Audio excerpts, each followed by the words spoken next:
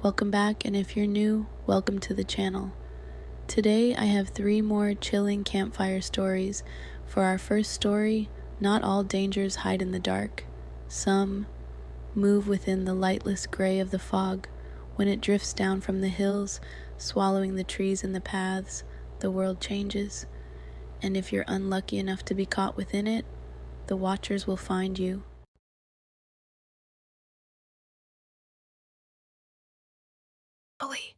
Sometimes rolling in when the sky is still clear. Travelers caught in it have reported the same things. First, the silence. The world muffled. No insects, no birds, no sound of their own footsteps. Just silence. And then, the eyes. They appear like faint lanterns in the distance. White, glowing eyes. Sometimes red, never blinking. Dozens, sometimes hundreds. Surrounding you in the haze, too far to see what they belong to, too close to escape. One story tells of a young woman named Clara. She had been walking home from the village market when the fog rolled in faster than she could flee. She pressed forward on the path, clutching her basket, convinced the fog would lift. But the silence hit her first, and then the eyes. She swore they floated at different heights, some low, some towering above her head, shifting shapes hidden in the gray. She tried to run, but her feet felt heavy, as if the fog itself clung to her ankles. Every step made the eyes grow closer. Whispers began to follow her, not words she could understand, but 1,000 voices, overlapping, circling her. She screamed for help. No one came.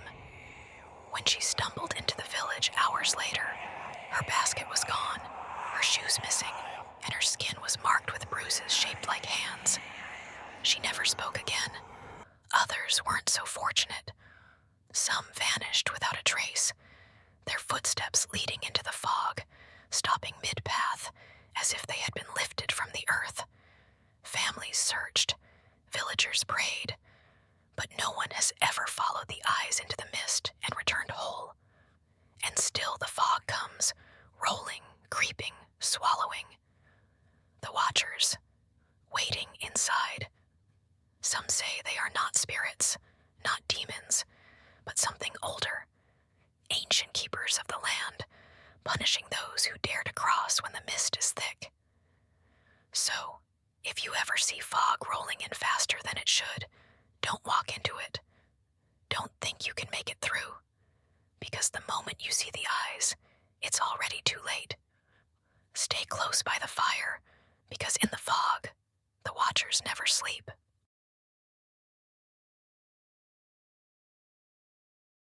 Some fogs aren't just weather, they carry intention. In a valley cloaked in mist, a figure is said to appear on nights when the moon is thin. Travelers call him the Lantern Man. He walks silently, a dim lantern swinging from one hand. The light is soft, inviting, warm even, cutting through the dense gray. When you see him, you think, finally, someone to guide me through the fog. But the Lantern Man doesn't guide. He waits, always waits, and he chooses carefully. Those who see him are already lost, even if they don't know it. I heard the story of Thomas, a merchant returning from the northern hills. Thick fog rolled in faster than he could flee. Panic pressed against his chest as he stumbled along the path. Then, a warm light appeared ahead, swinging gently in the mist. He called out, relieved, imagining the safety of the village beyond. The Lantern Man's silhouette slowly approached. Tall, shadowy, faceless. His lantern glowed faintly orange, revealing nothing but the mist curling around him. Tomas felt an odd calm, an assurance he shouldn't have trusted. The figure gestured silently, pointing the lantern down the winding path. Tomas followed, step by step, until the fog thickened so much he could barely see his own hands. Then, he noticed something. The light never truly illuminated the path ahead. It only moved with him. The lantern was hurted. Thomas tried to turn back. The lantern man remained behind him now, blocking the way. Every attempt to flee made the figure drift closer, the lantern swinging, glowing, hypnotic. Then the whispers began. Not words, just the sound of wind twisting into speech, coaxing, laughing softly, drawing him onward. Hours or minutes passed. Tomas realized the path he had followed no longer led to the village. It wound back upon itself, deeper into the valley. The lantern man floated just ahead, silent, patient. Tomas's heart thundered. He screamed for help. No one answered. He vanished that night. Villagers later found his horse wandering alone, its hooves tangled in the undergrowth. His lantern, still swinging in the fog, dimly, waiting for the next traveler. Stay close by the fire, or you may find yourself following the light forever.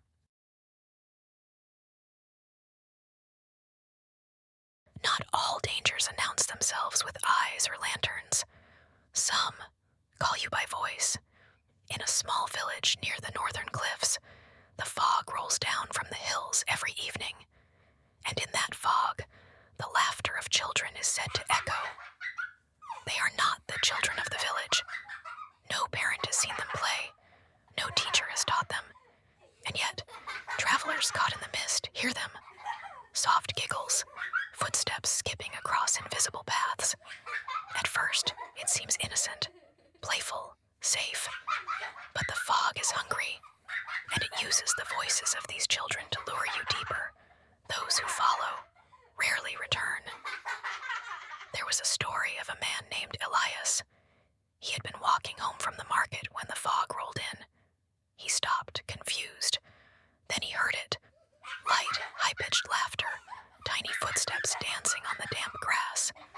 Children, he thought, lost kids in the fog. His heart warmed slightly. Perhaps he could guide them back to the village.